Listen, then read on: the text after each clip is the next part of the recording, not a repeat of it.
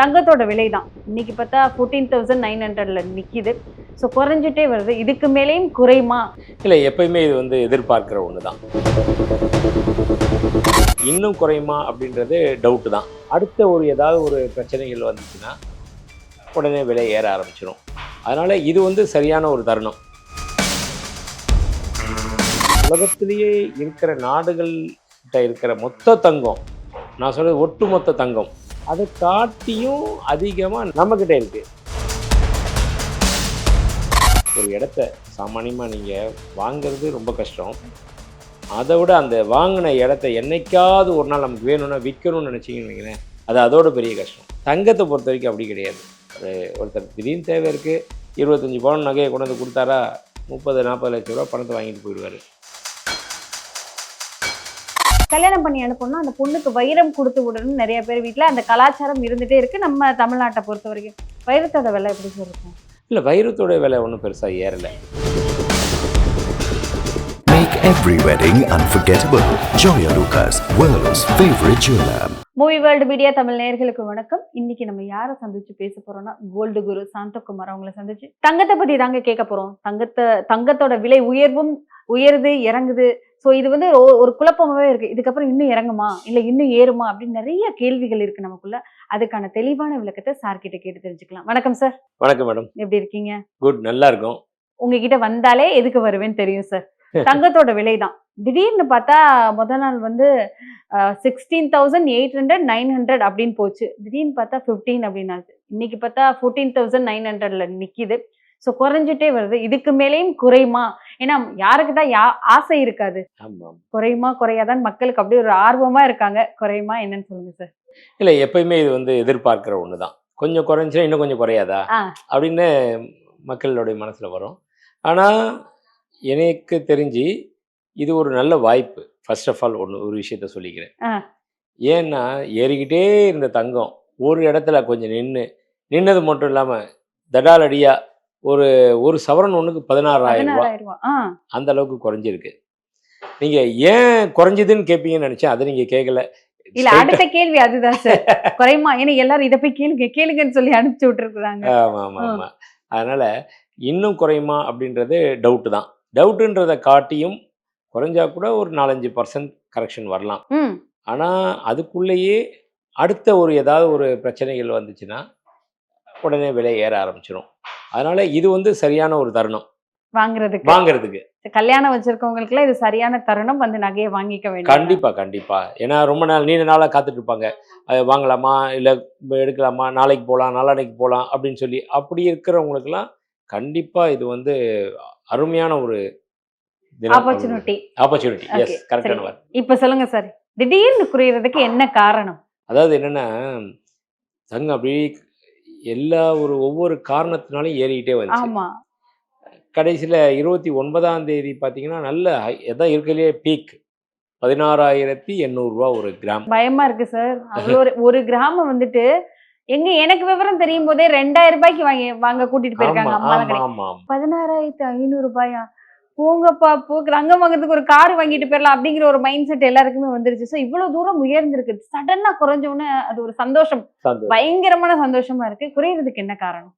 ஆக்சுவலா ஏன் முதல்ல அதுக்கு முன்னாடி ஏன் ஏறிச்சு அந்த லெவல்? அந்த லாஸ்ட் நாள்ல அதே மாதிரி ஒரே 3 நாள்ல 10,000 ரூபாய் ஏறிச்சு. அது ஏன்றதை சொல்லிடுறேன். ஆக்சுவலா பார்த்தோம்னா நம்ம ஏற்கனவே நிறைய நியூஸ்ல சொல்லுவோம். என்ன விலை ஏன் வந்து ஏறுனுச்சு அப்படின்னு சொல்லி கேட்டோம்னா அமெரிக்க பொருளாதாரத்தை சொல்லுவோம். அது மாதிரி ஒவ்வொரு விஷயம் சொல்கிறப்போ அமெரிக்காவோட ஃபெடரல் ரிசர்வ் வங்கி தன்னுடைய வைப்பு நிதிக்கான வட்டி விகிதத்தை குறைச்சிட்டாங்க. அப்படி குறைக்கிறப்போ அதனுடைய இது வந்து குறையும்.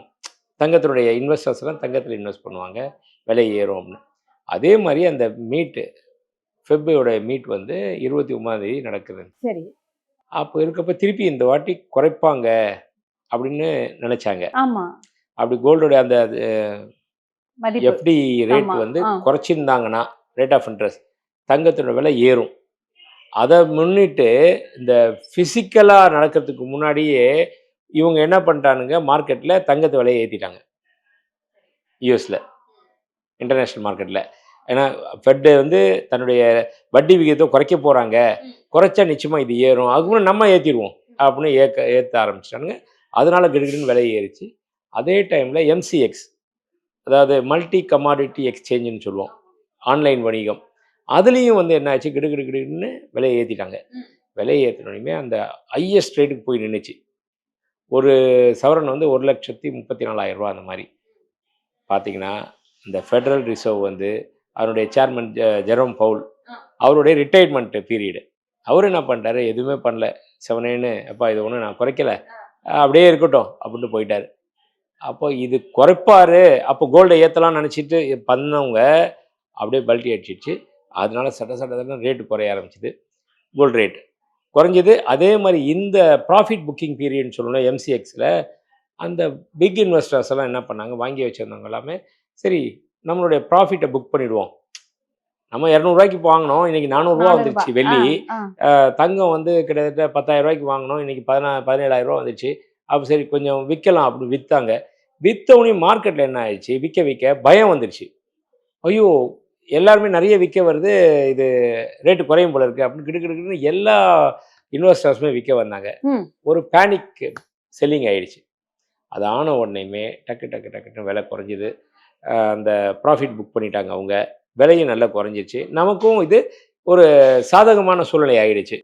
இன்னைக்கு பார்த்தீங்கன்னா 14,900 ஒரு கிராம் அப்படின்ற அளவுக்கு வந்துருச்சு. 1,19,200 நல்ல ஒரு ரேட், அருமையான ஒரு ரேட். ஏறின வரைக்கும் நான் சொல்ல வரேன், அருமையான ரேட்னா ஒரு வருஷத்தை கம்பேர் பண்ணி சொல்ல மாட்டேன். இப்போ சூழ்நிலைக்கு பொறுத்த வரைக்கும் பரவாயில்ல அப்படின்னா, கிராம் 1க்கு 2,000 பக்கம் குறைஞ்சிருக்கு, ஒரு சவரனுக்கு 16,000 குறைஞ்சிருக்கு அப்படின்றப்போ அப்படிதான் நான் பார்க்குறேன். கண்டிப்பா சார். இப்போ நீங்க சொன்ன மாதிரி ஏறினதுக்கான காரணம் சொல்லிட்டீங்க, இறங்குனதுக்கான காரணமும் சொல்லிட்டீங்க. இது இப்படியே நிக்குமா? ஏன்னா எல்லாரோட விருப்பமும் அப்படிதான். இதுக்கு மேல ஏறாம போனா கடவுளே காப்பாத்து அப்படிங்கிற மாதிரி. நின்னா நல்லா இருக்கும். ஆனா எங்க ஏதாவது ஒரு விஷயங்கள் இன்டர்நேஷனல் மார்க்கெட்ல அன்னன்னைக்கு வந்துடுது.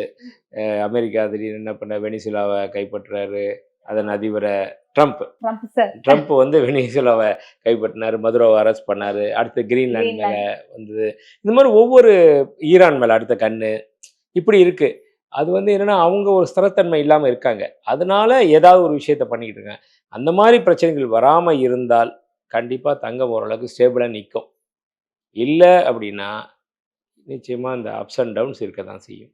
தங்கம் அப்படிங்கிறது வந்துட்டு லட்சுமி வீட்டில் வந்துட்டு ஒரு ஒரு காசுனாலும் வாங்கி வைக்க, வருஷத்துக்கு ஒரு காசுனாலும் வாங்கி வைக்கணும்னு நினைக்கிற நிறைய மக்கள் இருக்கிறாங்க. ஒரு சிட்டு போட்டு வாங்குறது, ஒரு சில சேவிங்ஸ் பண்ணி வாங்குறது. இப்ப எல்லாருமே இந்த நகை கடைகள்ல போடுற சிட்டுல இப்ப சிட்டு கட்டுறது கூட பயப்படுவாங்களே சார், ஏன்னா 10,000 கட்டணும்.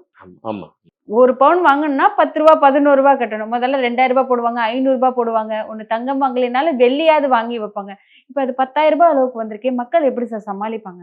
இல்ல மக்களை பொறுத்த வரைக்கும் கொஞ்சம் ஒரு தர்மசங்கடமான பயத்திலையும் ஒரு அச்சத்திலையும் ஒரு தர்ம சங்கடமான நிலையிலையும். ஏன்னா இன்னைக்கு ஃபியூச்சர்ல கூட பாத்தீங்கன்னா தங்கத்தினுடைய மவுஸ் என்னமோ குறையாது, தங்கத்தினுடைய மவுஸ் இருக்க தான் செய்யுது.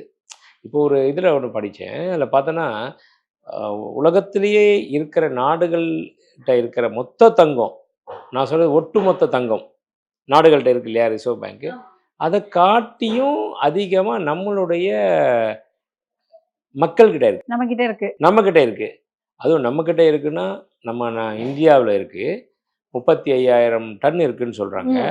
அதில் நம்ம தமிழ்நாட்டில் மட்டுமே 7,000 டன் இருக்குது. அப்போது இத்தனை ஸ்டேட் இருக்குது இந்தியாவில், ஆளுக்கு 7,000 போட்டால் எங்கேயோ போயிடுவாங்க. அது இல்லை, இருக்கிறதுலே 25% நம்மள்கிட்ட இருக்குது மொத்தத்தில். அப்போ பாருங்கள், ஏன்னா நம்ம ஆட்கள் அந்த காலத்துலேருந்தே கோல்டு மேலே ஒரு தனி ஒரு பிரியம் வச்சு, அது மேலே அந்த அழகுக்கு அழகு சேர்ப்பது ஆபரணமேன்னு சொல்லுவோம் இல்லையா, அது மாதிரி அதை ரசித்து அதை ஒரு இன்வெஸ்ட்மெண்ட்டாக வாங்கி வச்சுருக்காங்க. அதனால அந்த அளவுக்கு சேர்ந்துருக்கு. Okay sir. இப்போ தங்கம் ஒரு பக்கம் விலை ஏறிக்கிட்டே போகுது. இப்போ வைரம் வாங்கணும்னு நிறைய பேர் இப்போல்லாம் வந்துட்டு ஒரு சின்ன மூக்குத்தினால் வைரத்தில் போடணும் அப்படிங்கிறது ஆயிடுச்சு. கல்யாணம் பண்ணி அனுப்பணும்னா அந்த பொண்ணுக்கு வைரம் கொடுத்து விடணும்னு நிறைய பேர் வீட்டில் அந்த கலாச்சாரம் இருந்துகிட்டே இருக்குது. நம்ம தமிழ்நாட்டை பொறுத்த வரைக்கும் வைரத்தோட விலை எப்படி சார் இருக்கும்?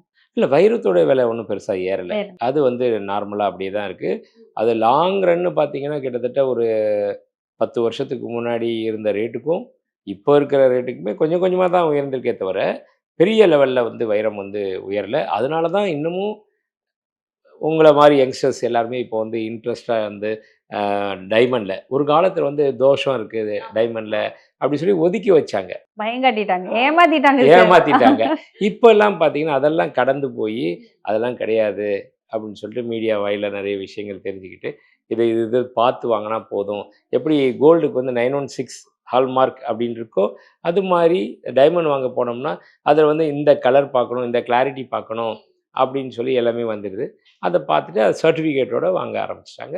அதனால் அது சோ அந்த சர்டிபிகேட் வாங்கி அதை எங்க கொடுத்தாலுமே அது ஆமாம், சொல்லும். அது ஃபைன் குவாலிட்டியாக, செகண்ட் குவாலிட்டியாக, தேர்ட் குவாலிட்டியான்னு எல்லாமே தெரிஞ்சிடும்.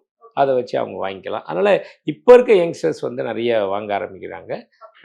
அதாவது எப்படின்னா பெருசு பெருசாக வாங்கலைன்னா கூட பரவாயில்ல, சின்னதாக ஒரு முகுதி, ஒரு ரிங்கு, ஒரு இயர் ரிங்கு அது மாதிரி வாங்குறாங்க.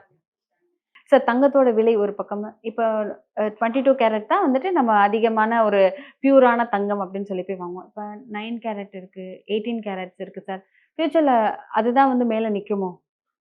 இல்லை ஏன்னா இது ஒரு அழகு பொருள் ஆயிருமாங்கிற ஒரு பயம் வந்துருச்சு ரேட் ஏறத பார்த்தா. என்றைக்குமே ஒரு பொருள் ஏற ஏற அதனுடைய மதிப்பும் உயரும். அதை நம்ம தெரிஞ்சு வச்சுக்கணும்.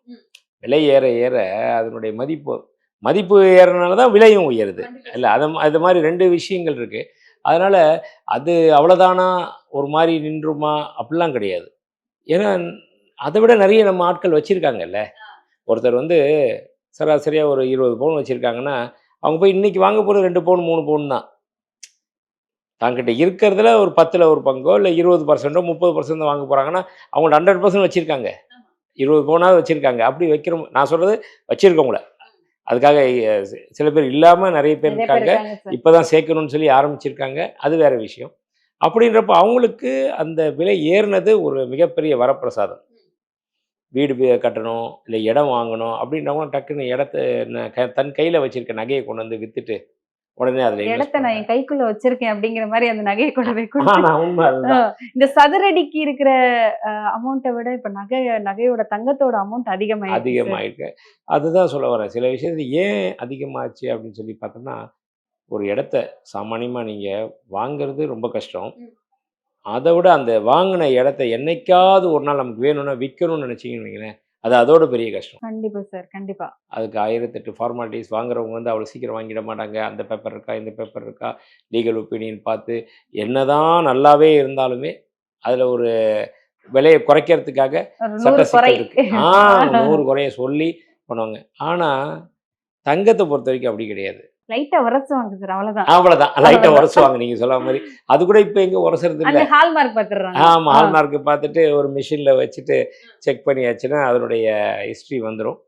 ஸோ அது முடிஞ்சு போச்சு விஷயம். அப்படின்றப்போ அது இம்மீடியட்டாக பணம். ஒருத்தர் திடீர்னு தேவை இருக்குது, 25 பவுன் நகையை கொண்டு வந்து கொடுத்தாரா 30-40 லட்சம் ரூபா பணத்தை வாங்கிட்டு போயிடுவார்.